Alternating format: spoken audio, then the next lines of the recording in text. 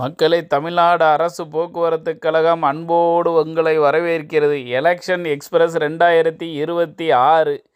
இப்போ அந்த 2026 வரக்கூடிய எலெக்ஷனில் ஏகப்பட்ட விஷயம் இருக்குங்க.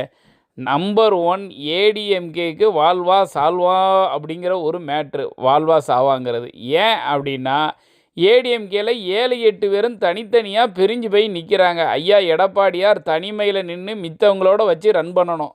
அவங்க எல்லாரையும் ஒற்றுமையாக இழுத்துட்டு போகணும். அதில் ஒன்று அங்கே ஓடும், ஒன்று இங்கே ஓடும், எல்லாரையும் இங்கே வச்சு இது பண்ணணும், ஜெயிக்கணும்.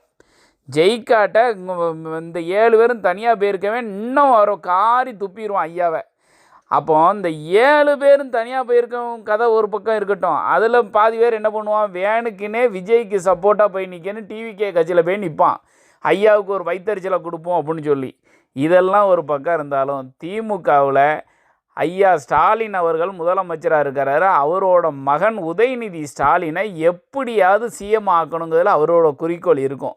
அதனால் கண்டிப்பாக அவரும் கண்டமேனிக்கு உழைச்சி இந்த முறை சிஎம் ஆகியே தீரணும்னு நினப்பார். சிஎம் ஆனால் இடைப்பட்ட காலங்களில் உதயநிதியை மாற்றி விடுவாங்க. அப்படி இல்லாட்டா அதுக்கு அடுத்த வர எலெக்ஷனில் ஸ்ட்ராங் ஆயிடுவாங்க.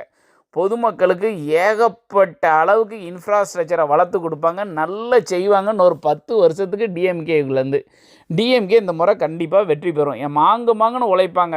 எதுக்காக அப்படின்னா, அவங்களுக்கு 2 பிரச்சனை. ஒரு பிரச்சனை, எடப்பாடியார் பக்கத்தில் கொஞ்சம் ஓட்டு பிரிஞ்சிடும், அவர் வின் பண்ண மாட்டார். இன்னொன்று, இந்த டிவிகே கட்சி விஜய் வளர்த்து விட்டுறக்கூடாது, தான் மகன் உதயநிதி வரணுங்கிறதுல ரொம்ப குறிக்கோளாக இருப்பாங்க.